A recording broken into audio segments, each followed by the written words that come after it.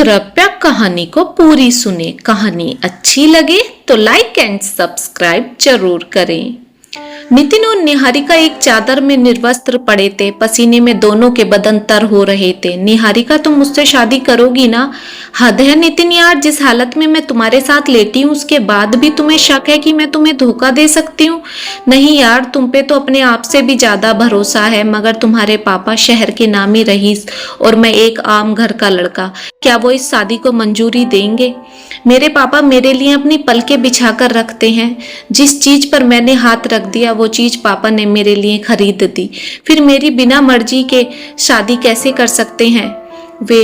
तुम बेफिक्र रहो, मैं आज जाकर ही पापा से तुम्हारे बारे में बात करूंगी। निहारिका जैसे ही घर पहुंची तो उसके मम्मी पापा के पास कोई अंकल आंटी बैठे थे। आओ निहारिका बेटा, ये अरोड़ा जी हैं, तुम्ही से मिलने आए हैं। कुछ देर वो अंकल आंटी निहारिका से बात करके चले गए। निहारिका के पापा ने एक फोटो निहारिका के आगे रखते हुए बोला, बेटा ये निखिल है, अरोड़ा जी का बेटा, अमेरिका से एमबीए करके लौट रहा है। इसी से मैंने तुम्हारी शादी फिक्स कर दी। करोड़ों की संपत्ति का अकेला वारिस, ऊपर से विदेश की पढ़ाई, तो भारत में आकर अच्छा पैसा कमा लेगा। इसकी टक्कर का बिजनेसमैन हमारे शहर में नहीं होगा। निहारिका के पापा का सीना गर्व से चौड़ा हो रहा था। उनके चेहरे की चमक बता रही थी कि वे कितने खुश हैं इस रिश्ते से। पापा को इतना खुश देखकर निहारिका कुछ भी नहीं बोल पाई और चुपचाप अपने कमरे में चली गई। मगर नितिन से किया वादा वो कैसे भूल सकती थी? वो खुद भी तो नितिन को इतना चाहती थी। अपने आप को मजबूत करके एक गहरी सांस लेकर निहारिका मम्मी पापा के कमरे में पहुंच गई। पापा, आज तक आपने हर चीज मेरी पसंद की मुझे दी है, क्या मेरा जीवन साथी मेरी पसंद का नहीं दे सकते? क्या मतलब निहारिका बेटा, तुम्हें निखिल पसंद नहीं? इतना स्मार्ट लड़का है, बताओ इस लड़की को पसंद नहीं आ रहा? ऐसी बात नहीं है पापा, मैं किसी और से प्यार करती हूँ। कौन है वो? निहारिका के पापा ने बहुत सिकुड़ते हुए पूछा।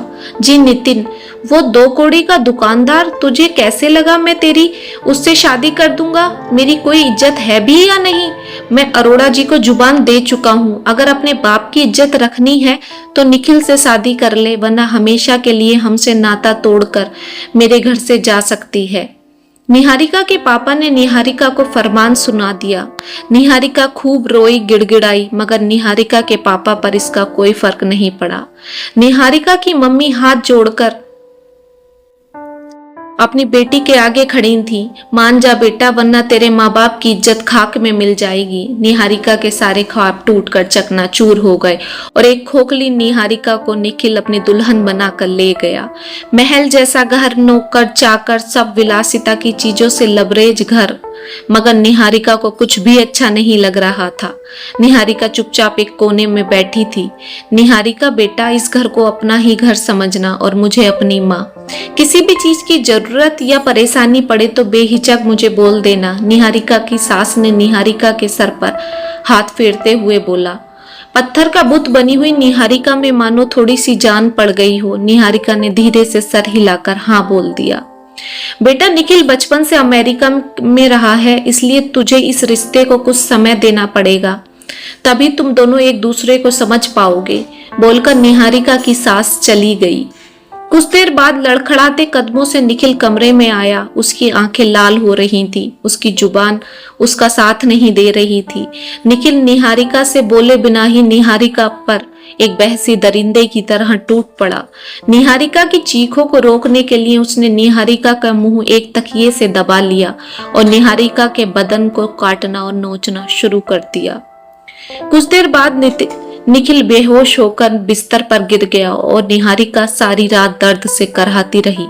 अगले दिन पगफेरे की रस्म के लिए निहारिका और निखिल निहारिका के मायके गए। निहारिका के चेहरे की चुप्पी देखकर निहारिका के मम्मी पापा ने अनदेखा कर दिया, क्योंकि उन्हें लगा नितिन की वजह से निहारिका चुप है। मगर एक बेटी अपने माँ बाप से अपनी गुजरी रात का जिक्र कैसे करती, इसलिए निहारिका बिना कुछ कहे ही ससुराल वापस आ गई।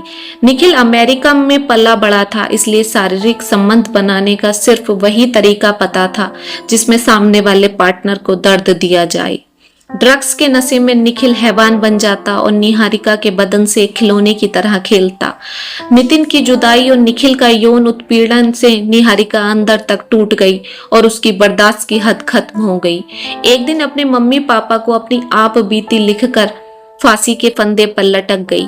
निहारिका के मम्मी पापा का उम्र भर इसी पछतावे में रहे कि झूठी शान की खातिर उन्होंने अपनी बेटी को एक हैवान को सौंप दिया। काश उन्होंने अपनी बेटी की शादी नितिन से कर दी होती तो आज हंसती खेलती निहारिका जिंदा होती। निहारिका के पत्र के बेस पर निखिल को जेल भेज दिया गया।